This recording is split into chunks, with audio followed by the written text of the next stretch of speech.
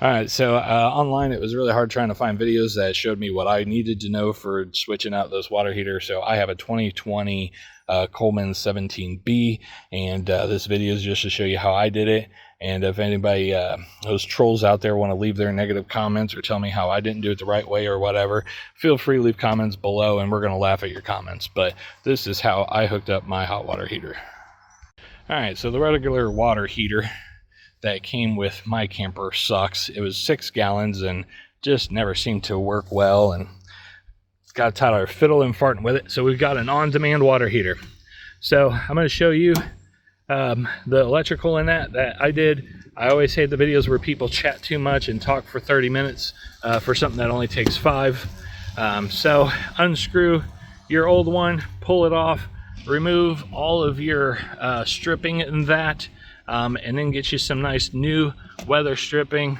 Screw this on, weather it up. I'm not going to go into details on that. I think that's pretty simple. If you're somewhat mechanically inclined, you'll be able to do it. Make sure you have this thing the right side up. Know that there is an on and off button on the inside. There is a fuse in here too, so if this ever stops working for you, check the fuse.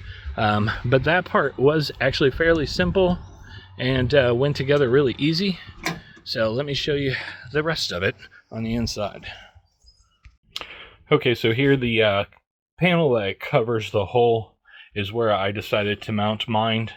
Drilled a hole that fit the wire through. I use a little double sticky tape on the back side of this just so that I could stick it, make sure I was happy. And then 2 screws. Basically there's a little tab here, and if you push on that tab, you can get this in to crack open. Then run your flathead screwdriver around the edge to catch the rest of these little clips, and this will pop off.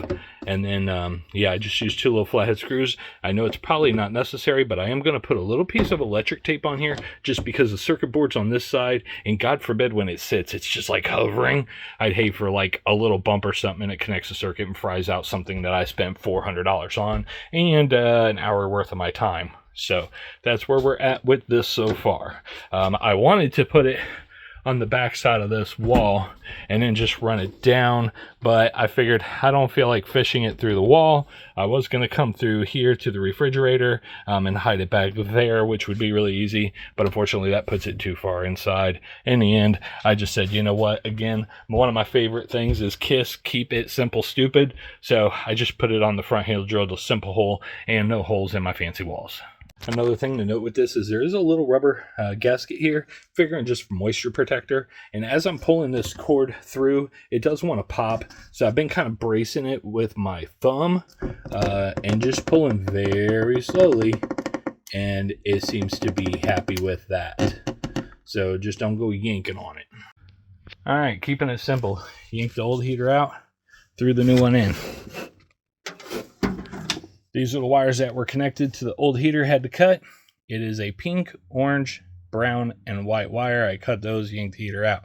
Now I cut these in a unique manner in a sense because at the factory there, they actually have these connected to a different color wire.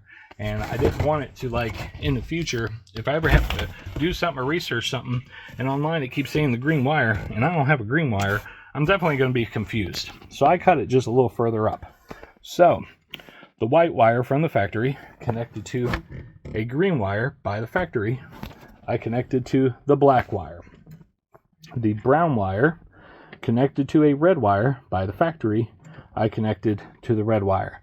That gets your water heater running. Now, the pink wire was connected to a blue wire by the factory. My understanding with that one is it goes to that light indicator up there that we're connected to. I'm not worried about that, and I don't know how to tie that in. This thing's got a freaking thing here. I'll know if it's running or not. So I just went ahead and capped that off. And then that orange wire, it must have went to some feature that I don't have with my camper because it was just sitting there bare and cut. So my meter didn't show any power coming from it, but I went ahead and capped it off just because, hey, it makes me feel safe. And of course, my blue's capped. That takes care of your electrical. Now for the water, it came with hoses. They were just a hair too short for me, but it does tell you the size, which is nice. It's 1/2 by 1/2. So I just got that off of Amazon. Here, let me show you. This is a hose that was on there, and it even had the tag. So just double check on yours, make sure you're the same size as I was. And I just got ones that were 24 inches. It came in a pack of 2 on Amazon.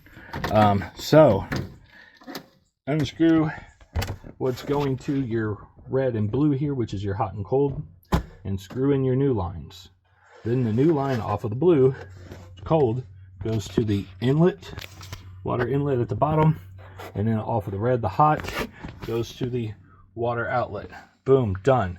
From what I researched online, you don't need to bypass this for the winter time to do the antifreeze like you do with the regular water or the old water heater, regular water heater, whatever we call it. With the on-demand ones, it is okay to have the antifreeze in there, and they recommended it. So, but that was just my research. Maybe I'm wrong.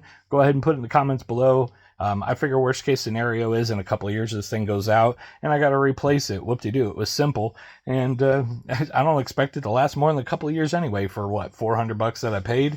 If I get 4 years out of it, I'm smiling. So yep, that's how I did the hookups. And then the extra lines that I had that I yanked out, I just kind of tucked them back in that hole, because God forbid one day I'm at a campground and something starts leaking or whatever, I might be able to fix it with that rather than to run to some local hardware store in a town I'm not familiar with. And I mean, hell, there's plenty of space under there to tuck it. So that's got that squared away. And then your line coming off of your indicator box. Oh, lost my flashlight there. Just screws in to the top right there. I zip tied a bunch of those cords together because they give you plenty of length. But yeah, I just decided to put it here because, again, it just keeps it simple and I don't have to drill any holes in the wall or anything. Also note, make sure you're using your plumber's tape, your Teflon tape on those connections. I forgot to say that the gas line, they do make a pipe bender, but all I did was just bend it very slowly by hand, a little at a time for what I needed. I never got any kinks or anything. Seemed to work fine. So, you know, woo! But if you do feel more comfortable, get you a pipe bender so that you can bend that around and not have to worry about getting a kink. And then I am kind of happier with these metal connections. God dang it. These metal connections for these, just because I already experienced that these plastic ones that they have, I mean, they work and everything, but they're cheap. I accidentally broke one by hand. I tightened it too tight, I guess. So just note that these plastic connections, if you are using the ones that were already in there, because I mean, you could technically use the one off of the hot water, but just be careful when you tighten those, because those things break easy. Another side note with this, I really hate these little screws that they put in here. They're so cheap and they chew up the wood, and then trying to realign them really sucks. So I end up using just a short 1-inch drywall screw with a washer and put them in the corners. And I actually like butted this up to that corner so that whenever I take it out and put it back in, I can always have it in the same spot, because this thing does shift around a little bit, and if you're trying to hole hunt, you end up doing like I did and putting 2 and 3 holes in there before you find the hole. So yeah, just throw some in the corner is a lot easier. All right, now unfortunately I'm at the house, and I'm not going to be able to show you all because I'm not connected, but I did test this at the campground I was just at like 2 days ago. I just didn't make a video for it at that time, but proof in the concept, if everything works properly. You've got the switch here, you just turn that on, you just heard it beep, and that gives us our power to run it, which is nice because, again, it just runs off of the battery. So one thing that I've seen online that a lot of people complain about their water heater not working is they don't understand how an on-demand water heater works. So with an on-demand water heater, you're going to set the temperature to what temperature you want your hot to be. You know, your perfect bath water.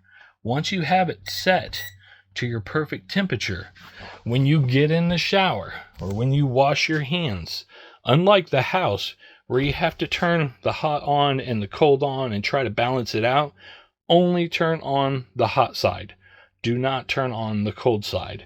What that's doing is the water is coming in, heating up, and then coming through.